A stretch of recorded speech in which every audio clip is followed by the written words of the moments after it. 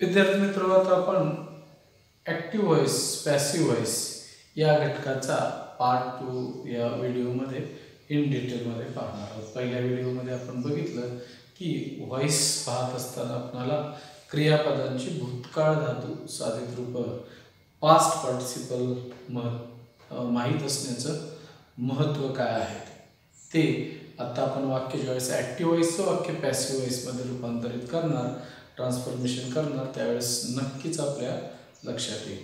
विद्यार्थी मित्र हो, जसं की मगाशी आपण बघितलं कर्तरी, ज्याला आपण ॲक्टिव्ह व्हॉइस म्हणतो इंग्लिशमध्ये, का तर या ठिकाणी कर्ता ॲक्टिव्ह आहे, कर्त्याच्या लिंग वचन पुरुष means gender, number and person यानुसार वाक्य चालत असते। आणि कर्मणी म्हणजेच जिथं कर्म वाक्यातलं ऑब्जेक्ट महत्वाचं आहे, ऑब्जेक्टच्या नंबर, जेंडर आणि पर्सन नुसार वाक्य चालत असते। म्हणून पॅसिव्ह व्हॉइस इथं कर्ता ॲक्टिव्ह आहे आणि कर्ता पॅसिव्ह आहे। Subject of the sentence active आहे की पॅसिव्ह आहे याच्यानुसार हा प्रकार आपल्याला समजून येण्यासाठी हा फरक सांगतो। विद्यार्थी मित्र, आपण एक वाक्य आपल्याला समजण्यासाठी घेतलेलं आहे। इथं ॲक्टिव्ह व्हॉइस मधलं वाक्य आहे ते, जे वाक्य असं आहे, राम इट्स अ मँगो। विद्यार्थी मित्र, कोणतेही वाक्य पूर्ण होत असताना त्याच्यामध्ये 3 घटक अत्यावश्यक असतात। वाक्यातला कर्ता असतो, वाक्यातलं क्रियापद असतं आणि वाक्यातलं कर्म असतं। आणि या वाक्यामध्ये आपण पहा की राम हा काय आहे, सब्जेक्ट आहे। Ram is the subject of this sentence.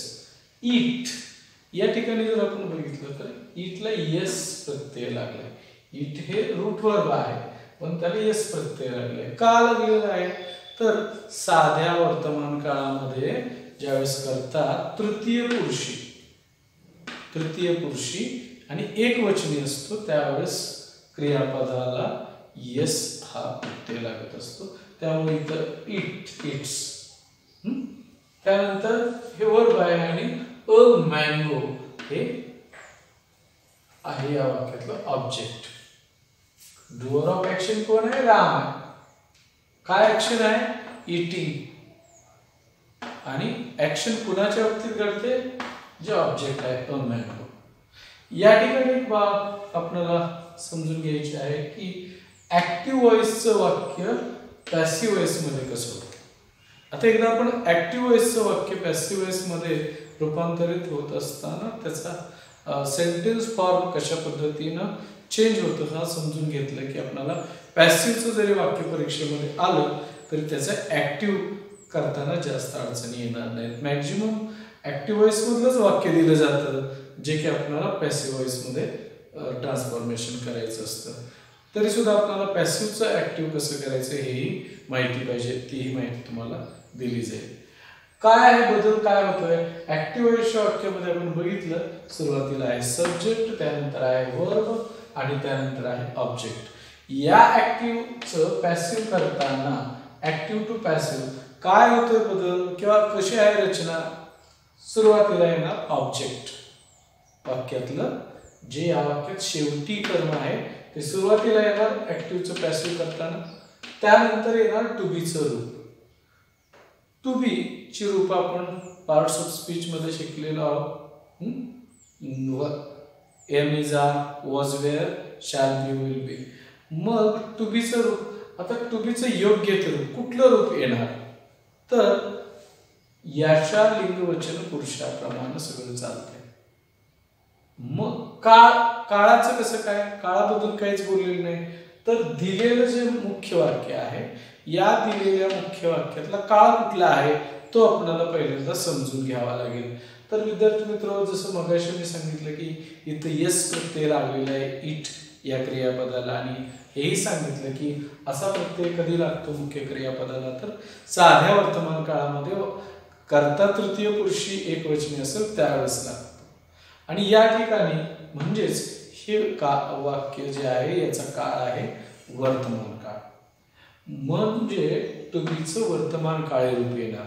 पण वर्तमान काळी रूप येत असताना सुद्धा आपल्याला जाणून घ्यावं लागेल की मग वर्तमान काळी एम इज आर आहे, एम येईल, इज येईल की आर येईल. तर परत हा याचं लिंग काय, वचन काय आहे आणि पुरुष कोणता आहे यानुसार टू बीच्या रूप नंतर मग या क्रियापदाचा पास्ट पार्टिसिपल. मग बघितलं आपण इट हेच पहिलं उदाहरणातलं शब्द क्रियापद होता. इट, एट, इटन याचा पास्ट पार्टिसिपल या ठिकाणी येईल. त्यानंतर बाय हा शब्द आणि त्यानंतर मग सब्जेक्ट.